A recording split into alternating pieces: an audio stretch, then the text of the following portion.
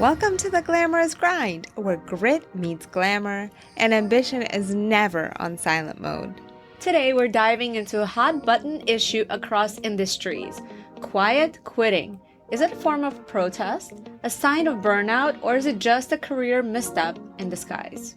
We're breaking down toxic workplaces, generational shifts, and what it takes to really protect your peace and build your power in today's professional landscape.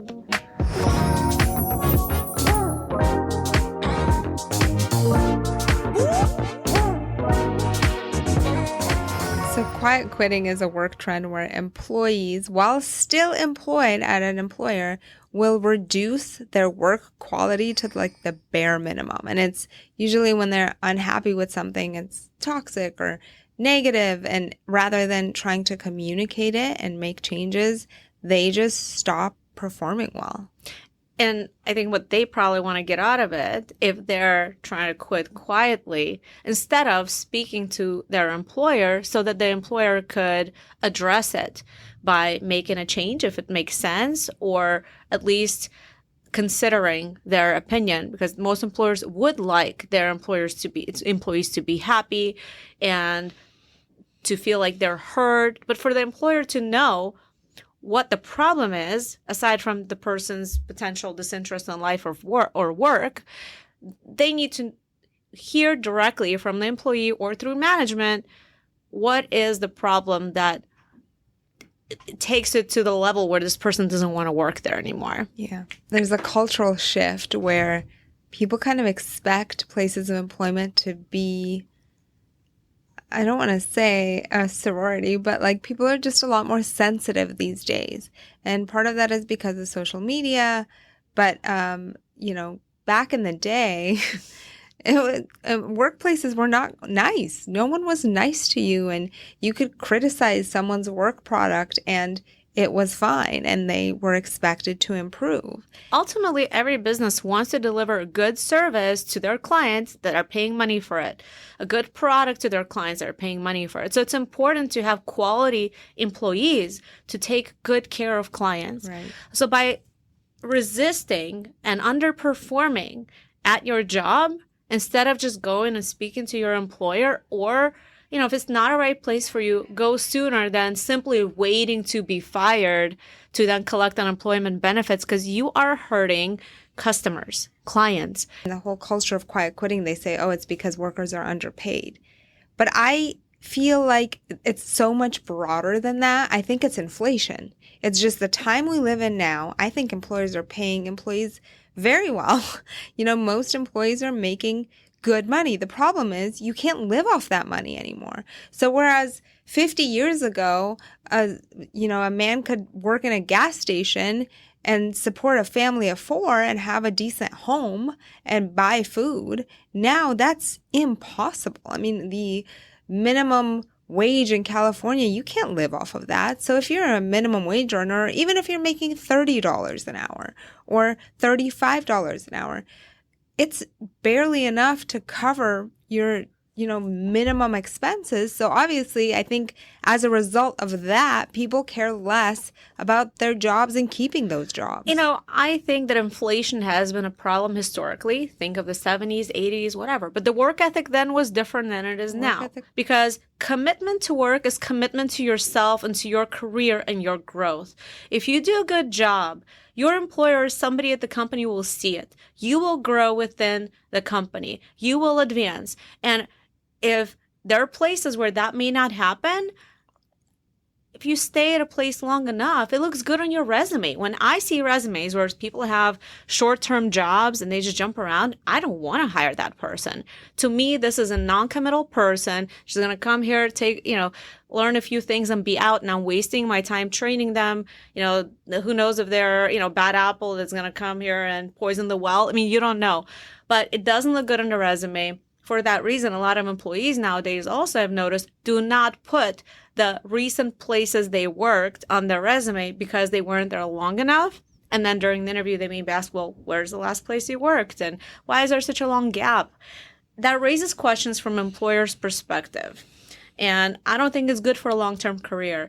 The benefit, again, to me, as an immigrant in America is that you have a chance no matter how poor you are. And even if you work at a gas station and you can barely afford your rent or buy food, I mean, I was there. My family was there. My dad was making $3 an hour, or, you know, I mean, it was a long time ago when we came to America, but painting walls. And my mom had to clean homes. And I had to go to work at 14. But, you know, you can still make it. Your lifestyle is different. You're not going to be living fancy, wearing fancy clothes, eating, you know, expensive food. My mom used to use coupons like all the time. But we knew we live in America. And we know that here, if we go to school, if they do good at their job, that there's hope that you will step it up in life. And I think people should remember that. But here's the thing. You had that work ethic, and as did I, because we saw the other side of it. We saw the other side of the coin where in other countries, no matter how hard you work, you have a ceiling and you're not going above that ceiling. Here, we don't have that. But unless you understand, like really can conceptualize the advantages of living in this country, you can't even take advantage of that if you wanted to. I mean, I know plenty of Americans. I mean, we came here, our families didn't speak English. That didn't stop us from going to college, going to law school, you know, taking loans, because like, you know, you take loans to get through school, but it's all possible in America. You get FAFSA, you get student aid, there are grants available. So if you seek, you find help. But you have to want to do that, because there are so many Americans too who grow up here and have families that speak English, which we didn't have, and have families that are educated, and they don't want to go to college because it's easier to be home. And I think nowadays the culture is look for that dopamine, look for what's easiest to get, look for what's easiest because you have to live and enjoy your life. And, you know, it's the like drastic opposite of hustle culture is what's being popular now. It's all about how you perceive where you're headed, where you're now, and what you want. But if you don't really care about what you want, if you don't have goals, if you don't set goals and you don't revisit your goals, then you're going to be in this la land. I don't know what I'm doing today or tomorrow. So I think it's about goal setting.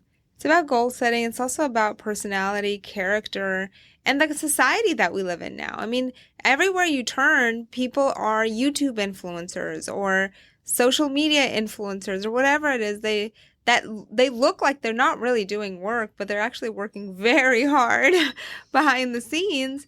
But everyone thinks that like that should be real life. So who wants to sit in an office and like review documents or pick up phones or do all of these boring things when you could go live your best life? The good life is AI is going to be reviewing documents soon. So that's off your plate. You don't have to worry about that. But those people who young generations now who focus on their education, their future, and doing well at their jobs and increase their performance and show where they work that they're really good, they care, and they can do more, will go further and will rule the world eventually, because those who are not focused right now, who are living, you know, pura vida or whatever, right? Being at the beach and changing jobs here and there, they're going to be way behind. I'm going to say an unpopular opinion, but I think there's a lot of truth to it, that our society now, and I think foundationally it has good intentions, but we focus so much on, in childhood, really praising kids for things that maybe they don't deserve to be praised for, right?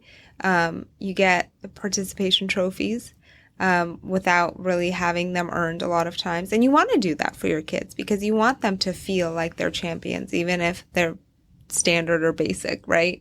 Like that's the culture now. But then these kids are growing up as adults and they're going into the workplace and they're putting in effort. But if they don't get that like pat on the back, good job, you're doing so well, great job, and like a trophy for every little thing that they do, they don't want to keep doing it. They're not incentivized to keep trying unless they are constantly given validation that everything they're doing is amazing, even if they're just doing the bare minimum. And I think that and that underlying culture plays a huge part in this whole quiet quitting movement and the society, the culture. I think, like you said before, the work ethic might be there, but they need to be motivated to work. And because they're so used to constant validation, growing up, when they don't get that in the workplace, their motivation just fades. I think you're right. It's about focus. Are they focused more on, hey, I want to be recognized. Today I did a little more than my coworker did, so I need to be recognized. And if they don't, they feel unappreciated. And I think that then builds resentment against their employer or their supervisor or the company in general. And then bad attitude starts and they quit if they did a little more than what's expected of them, and then they feel not recognized. Versus looking at it from a different perspective. I did a little more today, a little, here and there. And I have a potential to grow here, to improve my skills and to go further in my career. I'm doing it for myself, because really you are doing it for yourself, because you're showing yourself how far you can go and how much further you can take it. It doesn't have to be in the same place with the same employer. If your employer doesn't see your potential, doesn't appreciate you, and doesn't compensate you fairly, yeah, go find something else. But focusing on small things just to focusing your negative energy against the employer versus introspect, here's who I am, here's what I can do, here's what else I can do for me, for my career, and how I'm helping people and clients. I think that's more important. And I had jobs where after law school, I was getting paid $13 an hour, and it took me a lot of negotiations to raise it to $15 an hour when I was already post-bar clerk. Okay, that was in 2002, but still. Then I passed the bar exam and I wanted to negotiate a salary. And my employer canceled on me 5 times. He didn't meet with me until I decided to walk out to get his attention. And then I got an offer about $50,000 a year, which was below the market at the time. I know you came out making, what, 68? Mm-hmm. I got 50, but he said he couldn't really pay it, and offered that we open up an office together and split the rent in North Park, which is not where I saw having an office. That made me curious what it would be to open up my own office, right? And I went and I did the math and did that on my own. But sometimes employers simply can't afford to pay a salary that you may deserve because of economic circumstances. So then you have a choice like I did, to go open up your own practice or go look for a job somewhere else. An employer who can't afford to pay you more, but will expect more of you because they are paying you more. How hard did you have to work when you were a new attorney? Oh my God. I worked crazy hours. I was constantly trying to do more than everyone else. And that's the good thing is if you do have the work ethic, you will stand out. Yes, I think people see that. But it's not easy, and it's not easy to sustain that. And I can't say it was good for my mental health. Okay. I think everyone kind of suffered in my family because we would go on vacation, especially when I was on the defense side and I had billable hours. I had to bill more than everyone else all the time. But that's because you did it to yourself, right? Not because your employer required it? Yes, I did it but I was that's my work ethic, is I need to show that I'm not only capable, but I will exceed everyone's expectations. My inner standard has always been so ridiculously high for myself that it's the opposite extreme, which is also, again, not good. But it's tough. I absolutely agree. And I think if you have family, it takes a toll. And I don't know, I can't speak for other industries. For attorneys, it is tough when you have other commitments. And you just have to find the right place for you at the right time. Because, you may have the ability, want, and desire to do it, but it just may not be the right time for you to do it because you may have small children. You may have other commitments. You're going to be unhappy if it's not the right time. But when the time is right, really, you don't know anything to anybody except for yourself. Yeah. And then if you accept a position, you owe it to the clients and customers who deserve your full attention and the best that you can be. I always felt since I went to law school and I spent 7 years getting my doctorate and then got this degree, I'm going to go all in. I'm not going to half-ass it. And I remember even working at Jackson Lewis, which was a big law firm. And every weekend, I would be working. And I still, to this day, I work every Saturday and Sunday just because I don't like to be behind on my emails. That's just my personality. But we would go on vacation and I would be I need to bill hours, even though I had taken a vacation day. But I was I'm not going to leave anything on the table. And people were why don't you just go in-house and just work 8 to 5? I was why would I go to law school to work 8 to 5? I want to I think it's dominate. okay you wanted to dominate, and that was more important to you. But again, for some people, they may want that, but just at a different time. Absolutely. Like I worked until I had kids and I had my daughter in 2019. I worked a ton. Every weekend I worked, but I don't expect that from people that work for me. I don't expect that from everyone because people have different lives, different priorities. Right. So if you have a family and that's your number one priority, it should be. Unfortunately, like some people have families and, you know, they have a schedule if they're a nurse and they have to be there a certain amount of hours or however else, or if you have to pick your kids up after school. So it becomes difficult to prioritize family when you have a job. And I think that's also another reason why a lot of people are giving less emphasis on their job and giving more emphasis on their personal lives, which is contributing to this quiet quitting movement. Okay, so we have a listener question, audience Q&A. I just started my first corporate job and I'm already feeling over it. The culture is off, the communication is bad, and I'm questioning everything. How do I know if I should stick with it or find another job? Okay. Well, I would say if you started a job and you right away, from first day or second day, know it's not a right fit, you should just go. I don't know. I think that a lot of times there's an adjustment period, and there's a lot of there are a lot of negative feelings associated with unfamiliarity.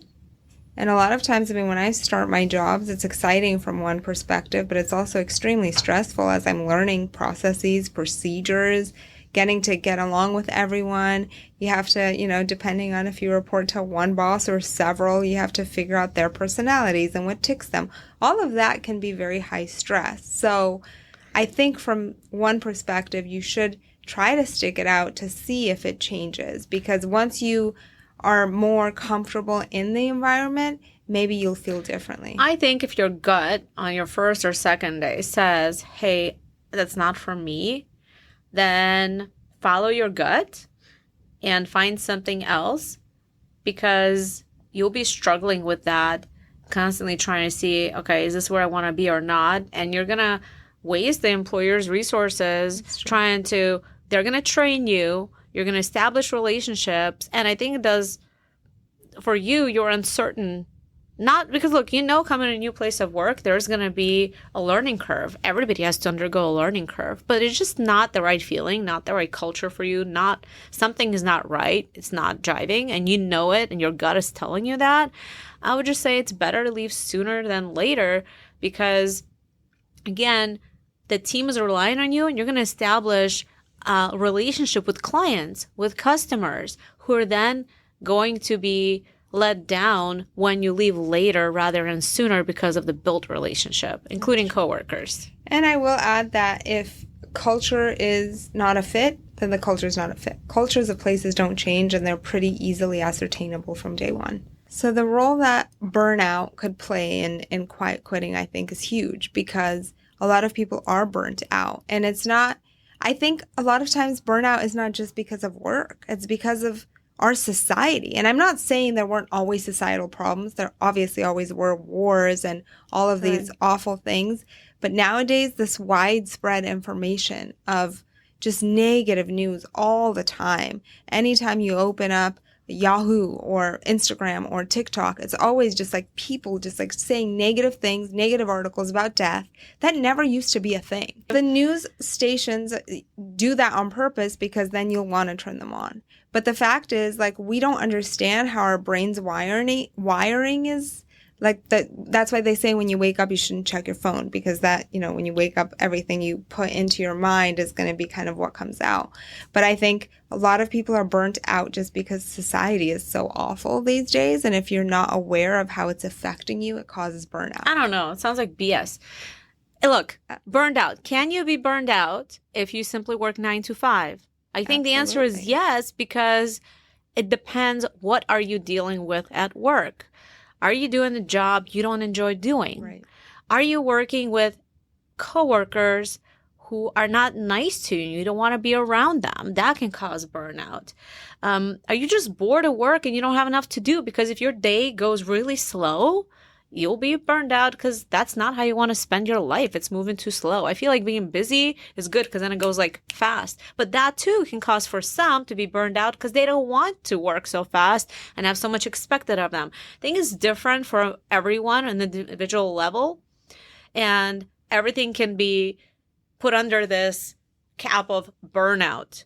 But it's individual for each person, regardless of their schedule, right? And based on their attitude towards their work and their work environment. I think most people need to find some type of purpose in their work.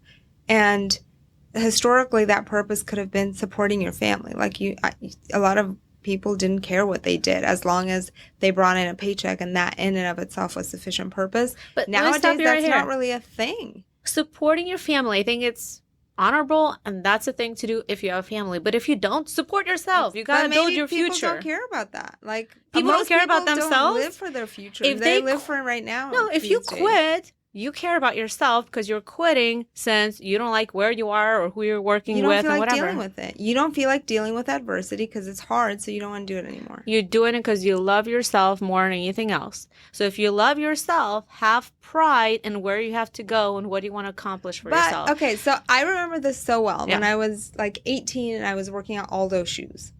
And I remember like my mom was like, you have to go to college. It wasn't even like a question for me. I had to go to college. And I remember the manager of the store came in and she was 19 and she's like, yeah, this is my job. I'm just going to be a manager. And I was like, why? You don't want more? And she was like, no, because I want to make money now. I don't really care about like what goes on down the future. And it hadn't even like clicked in my mind at that time that that was a possibility, that some people think that way, because I was not raised in that manner. But I think a lot of people, they don't think about their future. They don't think about how is my credit going to be? Am I going to be able to buy a car? They're just like, I don't feel like doing this now. I'll find something else that also pays me $16 an hour or $30 an hour. And it doesn't matter. And I don't really give a shit how my coworkers are going to be affected by me not performing. And I think that's just society these days. Like, that's something that we have to address. That, like, people are just not nice anymore. For people not give a shit anymore. Individualistic mentality, burnout, just toxic environment everywhere you look on social media. Like, just everything has changed in our culture and in our society. With a toxic work environment, some people consider it a toxic work environment if they're not constantly receiving validation, or if they receive any criticism, when sometimes it's like actual legitimate criticism, like, you did a bad job, do better next time. Employers are scared to say this to employees because that could be considered a hostile work environment. Well, I get cases all the time that come to me where people are like, my supervisor is mean and did this and that, and I made a complaint. But they made a complaint of something that wasn't illegal. It's not illegal to be mean in the workplace. California is an at-will state. So, but it's like, at what point does it reach the level of hostile work environment? It's technically under the law supposed to be severe and pervasive. But like, go ahead and recurring, define that. Right?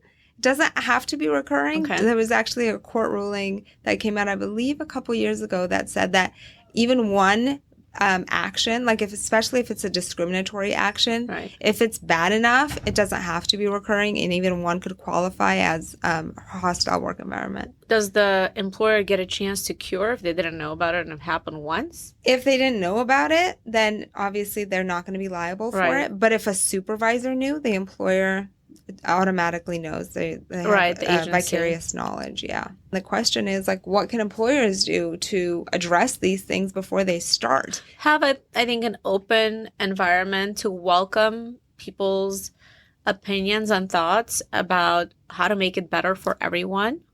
I think suggestion boxes, like anonymous suggestion boxes, would be helpful. Some employers have those so that people can put in their suggestions if they're feeling like, or like anonymous hotlines for HR complaints. In my experience, like, sometimes employees are scared to come and talk to their bosses. Like, I know that I think, oh, anybody can come talk to me about anything, but that's not how my employees feel. Like, some of them don't feel comfortable to just come and talk to me directly about something. And they may go tell their friend, or they may go tell someone else, and it never goes up to the top for the employer to really consider and make a change that would be beneficial for the entire company, for others, to keep the collegial work environment, to keep everybody happy. Maybe something small, but even that would be important for an employer to know. It just sometimes doesn't go all the way up to the top. Yeah. So how do you address that?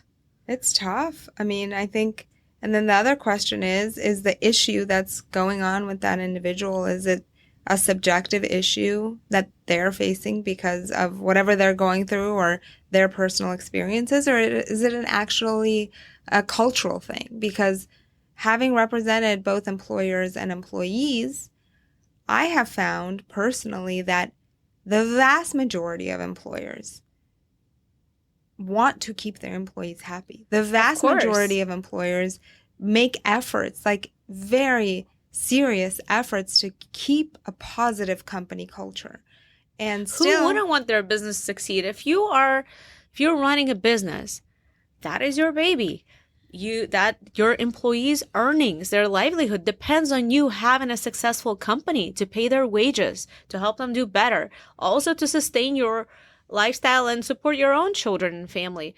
So business owners care about the success of their business, which means they care about keeping their employees happy and hearing from them so that they can keep the same pool of people. So that if sometimes, people grow apart, it happens because when life changes, certain things and attitudes change, and sometimes it's okay to part, right? But are you going to do it silently but through protest and sabotage things before you leave? Or are you going to be an honest person that's going to say, okay, I'm honest with myself and I'm going to be honest with the people that I've worked with for a while. It's no longer just the right fit for me because I have different goals in life, whatever it may be. And this is not a place where I can continue to thrive or grow just based on my own personal goals. And then leave peacefully. Like, peacefully mean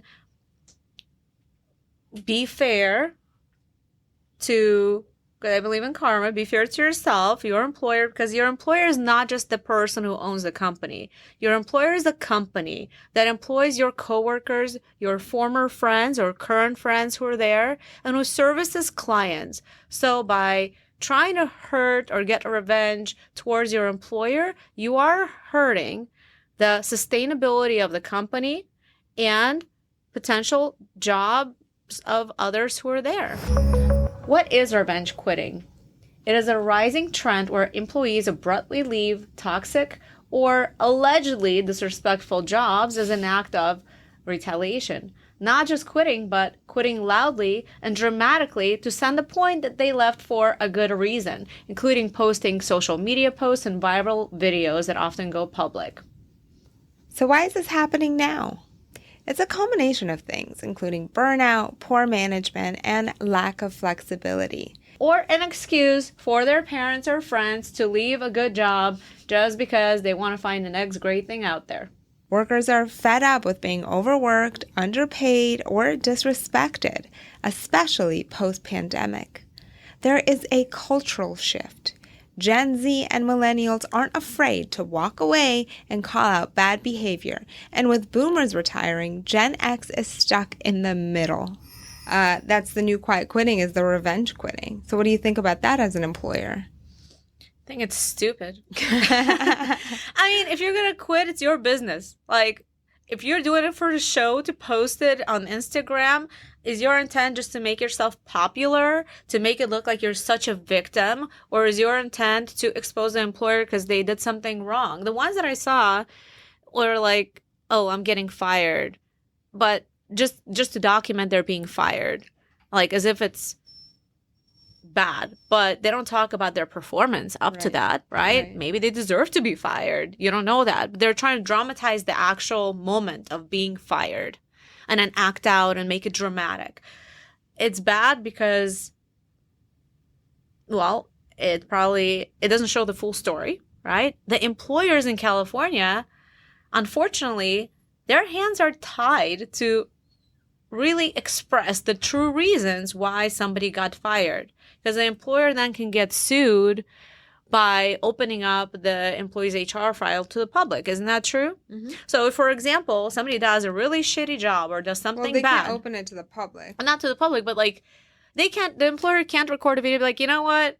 You just didn't show up to work. You called in sick many times. You lied. You weren't sick. I saw you partying online. Like, they can't just respond and say, you're full of shit. You can't.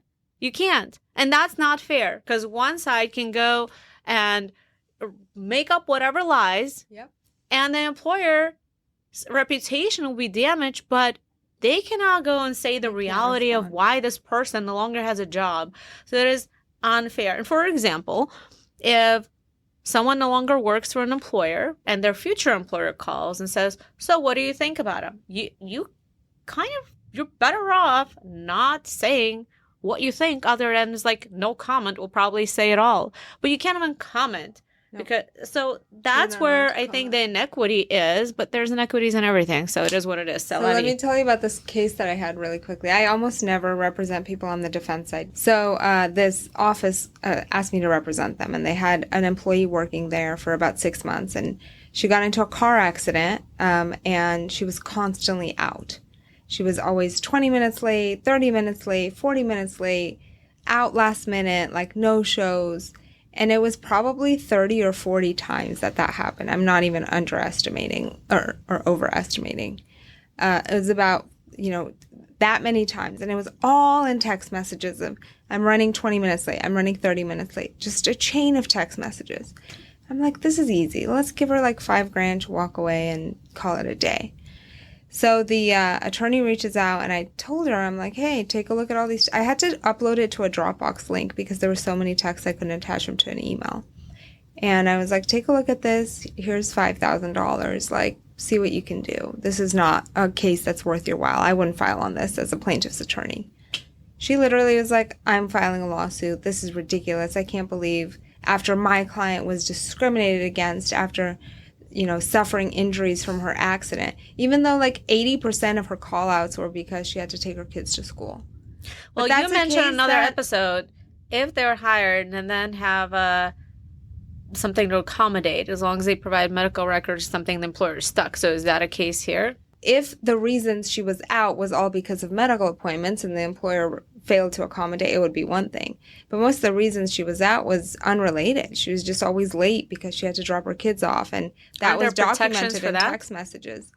Not when you have a schedule. You can't just come in whenever you want if you have a schedule.